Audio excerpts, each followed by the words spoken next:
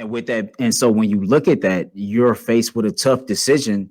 If you're Myles Garrett, one, and then two, if you're the Cleveland Browns, if Myles ultimately says, you know what, I can't sign up for any of this next year, and then you're gonna have to respect the man's wishes and trade him. Make sure you get a couple first round picks back in return.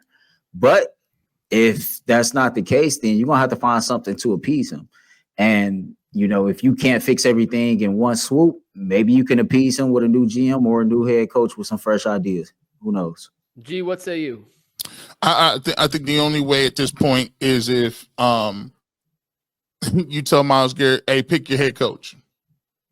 You like who you like, like you almost got to do the Donovan Mitchell. Like, let's be clear. Like they need to talk, if you want to take a look at one organization that did it the right way and one organization that's getting the dividends paid to them, is the Cleveland Cavaliers. We were on JB Baker's staff, and let's be clear, they had an even more difficult decision because they had won 50 games. They had won playoff games. They had created this thing. They got Donovan Mitchell. They drafted Evan Mobley and Darius Garland, and they put a roster together. They got 51 wins, 50-plus wins, multiple years in the playoff wins. So what kind of heart do you have to pull that trigger compared to being 3-something, 3-12, or they'll probably win 3 games this year, and you're waffling over whether or not you want to get rid of Barry and Stefanski. Listen, as constituted, this whole thing is shot. They need a whole new quarterback room. Earl brought up JOK. We don't know what's going on with JOK. We don't know if he's going to ever come back and play. And I'm not just going to sit here and say it like I'm getting some new. I understand what it is to have neck injuries. So, we saw what happened with Greedy Williams. When you're dealing with nerves, it's a whole situation. So the team is older. The team is flawed. The team needs multiple positions. It's just not the quarterback. Even if they could get a quarterback in here that was a veteran, that would be Kirk Cousins or Sam Darnold or something like that, you still need you need a left tackle. You need to figure out what you're doing at running back, another receiver. The corners have regressed. Linebackers, I don't even have they not even talk with the linebackers, and your special teams are not good. So for me, there's not very much they can probably do to sell Myles Garrett on it.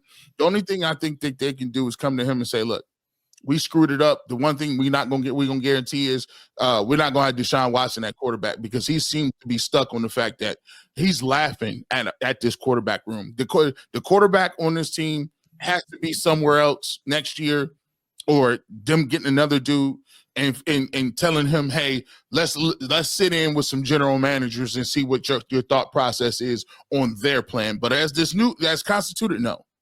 Myles Garrett is incredible. And on the football field, there are very few guys in the history of the sport that can compare to what 95 does. This season, he's on pace to lead the NFL in pressures again.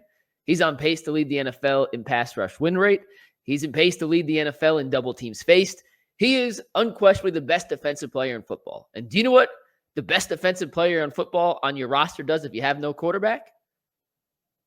It goes 3-12. So, yeah, I understand if I'm Myles Garrett why I'm beyond frustrated at the current situation of the Cleveland Browns. And I made a giant mistake today, guys. I read the comments before we got on this stream from our segment in UCSS about the Myles Garrett conundrum.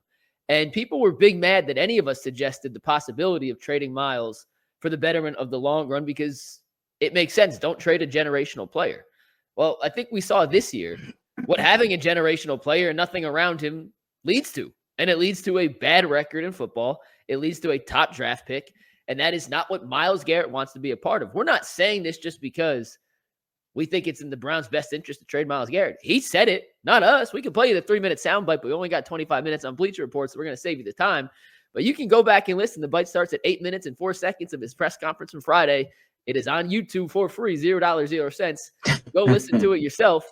The reality is, though, guys, and this is why it's such a big decision for the Browns, if you decide to trade Myles Garrett, if they decide to go that route, do you trust Andrew Berry and Kevin Stefanski to be in charge of the rebuild? I'm going to give you guys all the questions, and we can answer them individually. Do you trust the guys in charge currently to be in charge of a rebuild? No. We'll get to them. Let me just run through the gauntlet of questions. Okay. Do you trust this roster to be turned around in a year or two? Or do you have to tear it all the way down? Is ownership in this instance even looking at next year, or are their eyes on 2029 when a new dome opens? The entire Myles Garrett ultimatum and what they do this summer with Myles Garrett is a microcosm of how this entire franchise is set to operate over the next half decade. And it is going to be fascinating the direction that Jimmy Haslam and his group decide to go. I look at it like this, and what I want to just really drill down on is there is, in the first round, when it comes to drafting Hall of Famers, you might get one guy out of 10 that are going to be a Hall of Famer. You might get out of those 10 guys, one of them might be considered, one of those or half of those guys might be considered one of the best to ever play at their position. The Cleveland Browns have both. You have a guy who is a generational player and might be considered, when it's all said and done, with the best player to ever put on a jersey at his position.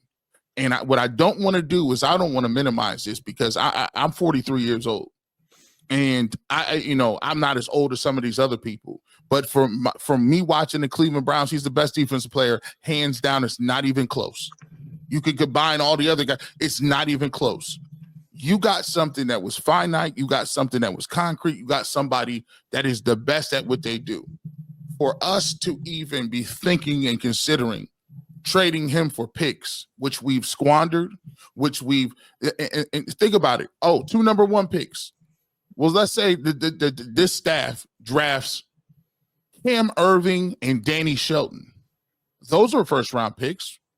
Cam Irving and Danny Shelton were in 13 and 12 and 13 or 12 and 15, somewhere around there. Those were 2 mid-round, first-round picks. You're not going to get top-flight first-round picks for Myles Garrett, because he's going to want to play for a contender. Yeah. So you're going to be trading him to teams that are very good, and when he gets on the team, they're going to be damn good. So you're going to be getting picks 25, 26, 29. You're not going to be drafted in the top 3. So all this, the pipe dreams of we're going to get Arch Manning and X, Y, and Z, stop. That's not even, and that's even considering if the Browns even lose that much to have their pick be in the top 5. Anytime I hear this, I've heard people saying, let's tank for Andrew Luck. Let's tank for RG3. Let's tank for said quarterback. Listen, Arch Manning got a nice name. He ain't won no games yet. I have a problem trading a Hall of Famer for an idea of a quarterback who has not even started yet.